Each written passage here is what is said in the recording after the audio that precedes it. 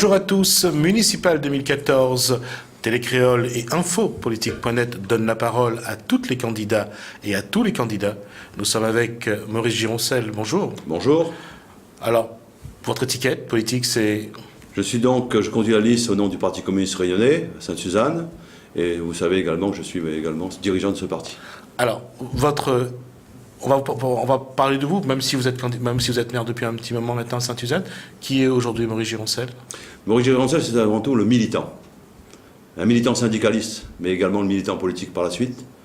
Et aujourd'hui, donc, je continue ce travail de militant. Je me considère comme un militant avant tout. Qu'est-ce qui vous donne envie de continuer? C'est surtout donc cette proximité avec la population.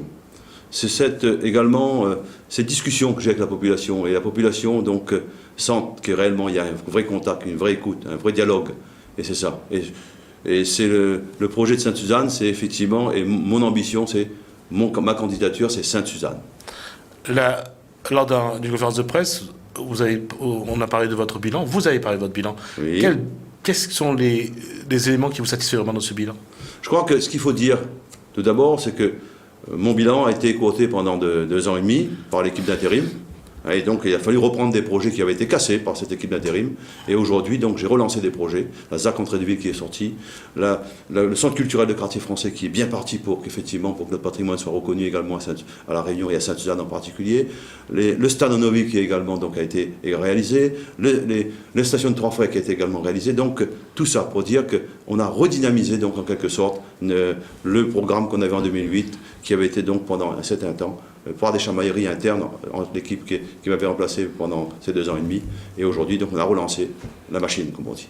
La population, aujourd'hui, qu'est-ce qu'elle demande, qu'est-ce qu'elle attend, et qu'est-ce qu'elle attend du prochain maire? Je crois que, quels que soient les candidats, je crois qu'aujourd'hui, le problème principal qu'il y a donc à La Réunion, et bien sûr dans notre commune de Sainte-Suzanne, c'est bien le problème de l'emploi. L'emploi notamment pour les jeunes, l'emploi pour qu'effectivement, La Réunion se développe et nos communes se développent. Et je crois que c'est ça la priorité des priorités. Et donc on doit tout mettre en œuvre pour qu'effectivement favoriser l'emploi. Que ce soit la politique d'insertion, par la formation, que ce soit également les projets qui créent de l'emploi. C'est donc toute une politique, et même si c'est une compétence de l'État, c'est d'obliger l'État et demander à l'État d'accompagner cette politique de l'emploi dans nos communes. Alors, l'emploi, c'est un des grands axes apparemment de votre projet. Quels sont les autres grands axes de votre projet? Vous savez, quand on parle donc d'équipement public, quand on parle de logement, de construction de logement, quand on parle de centres culturels, quand on parle de salles des fêtes à Bagatelle, quand on parle de ressourcerie également pour l'élimination et le traitement de nos déchets, quand on parle de tout ça, ce sont effectivement des politiques de l'emploi.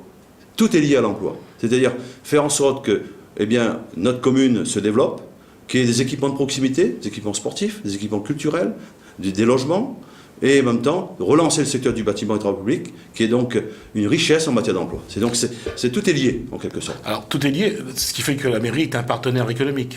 La mairie doit être forcément un partenaire économique, et la mairie doit être également à l'écoute de sa population, à l'écoute de ce qu'on appelle, on a mis en place également le comité citoyen, pour que ce soit effectivement les comités de quartier, pour qu'on soit à l'écoute de la population. Nous avons mis en place également une association de commerçants et d'artisans pour qu'on soit également à l'écoute du monde économique, notamment également avec les agriculteurs. Nous mettons en place ce qu'on appelle une charte agricole, là aussi parce que Sainte-Suzanne c'est une commune essentiellement agricole. Donc c'est tout ça, c'est de créer donc toute cette synergie en quelque sorte avec l'ensemble des partenaires et bien sûr l'État qui doit être aussi notre partenaire principal. Dans les projets, on parle de l'économie.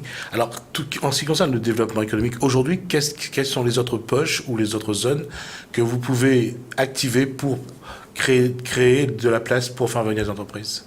Je crois que les zones d'activité qui sont déjà bien ciblées, je crois qu'il ne faut pas non plus raconter n'importe quoi à la population. Nous avons donc 3 grands axes. Une zone d'activité commerciale, qui est donc à quartier français avec le centre commercial, et la zone dite au rond-point des métiers de quartier français. Ensuite, la zone d'activité de commune bègue. Il y a donc un nouveau projet également, une seconde zone, une seconde tranche concernant commune bègue, pour là aussi compléter l'offre donc dans la création d'entreprises sur la commune de Sainte-Suzanne. C'est la marine, tout le plateau de la marine. Nous avons obtenu également donc d'un bureau d'études, ce qu'on appelle le BRGM, qui est un grand bureau d'études avec les services de l'ADA, de l'État, eh bien que cette zone-là sera donc exondée. On aura la possibilité, cette zone de la marine, également de faire une grande zone d'activité avec des services, par exemple le service des pompiers sera donc déplacé, viendra là-dessus, c'est cette zone-là. À côté, donc là, il y a où les transports en commun qui sont stationnés. Mais également à l'entrée de la ville, en face de la médiathèque Aimé Césaire, en face également de la ZAC entrée de ville que nous avons redémarré, c'est également bien sûr une zone commerciale, et également donc d'environ 8-10 hectares. Donc vous voyez, c'est ça, il faut avoir des idées bien précises concernant l'activité économique. On parle aussi de l'aménagement du territoire. On voit les sites où il y a de l'activité, mais en termes touristiques aujourd'hui, qu'est-ce que Sainte-Suzanne peut encore développer? Il y a la cascade, il y a les hauts. Qu'est-ce que vous, dans votre projet de développement économique, qu'est-ce que vous voulez apporter en matière touristique? Alors, en développement touristique, nous avons été une des premières communes, avec les autres communes de la CINOR, à avoir mis en place, ça a été l'Office de tourisme intercommunal, le TI Nord. Et donc, à partir du phare de Sainte-Suzanne, qui est donc maintenant, bien sûr, qui appartient au service de l'État, mais nous avons également signé une convention avec les services de l'État et la CINOR pour que, à partir du phare de Sainte-Suzanne, faire donc, en quelque sorte, le point de départ d'un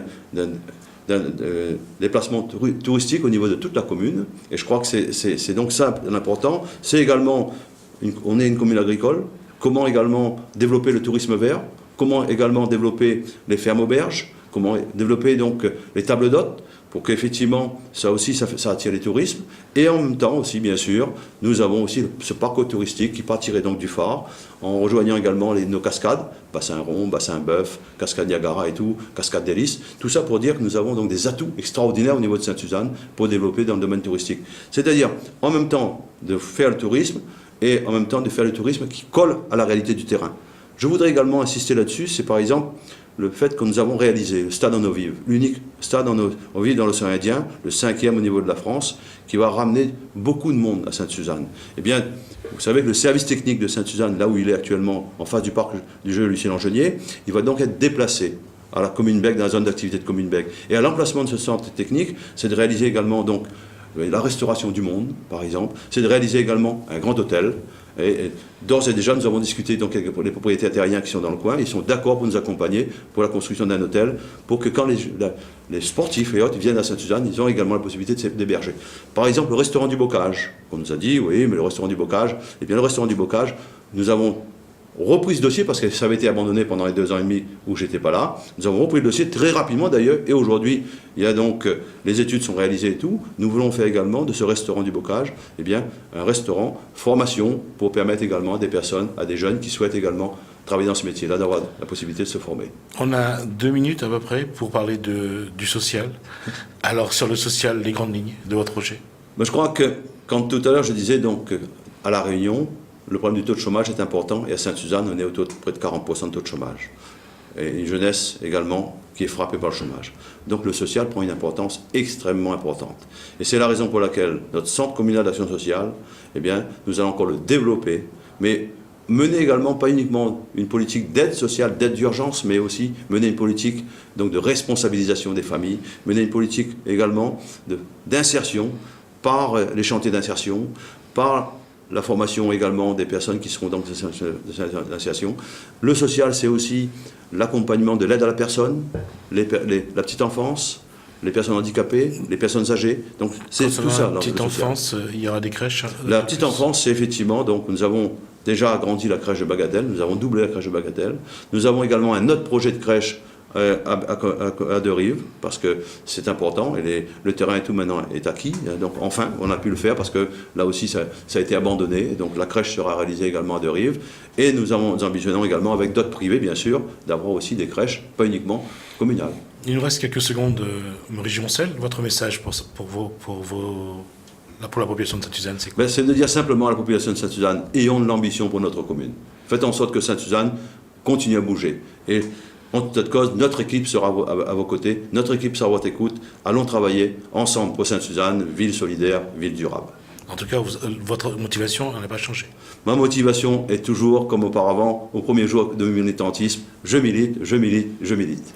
Maurice Gioncel, merci. Je rappelle donc que vous êtes le candidat du PCR à Sainte-Suzanne pour les municipales 2014. C'est moi qui vous remercie. Merci à vous. Bonne journée à vous. Merci.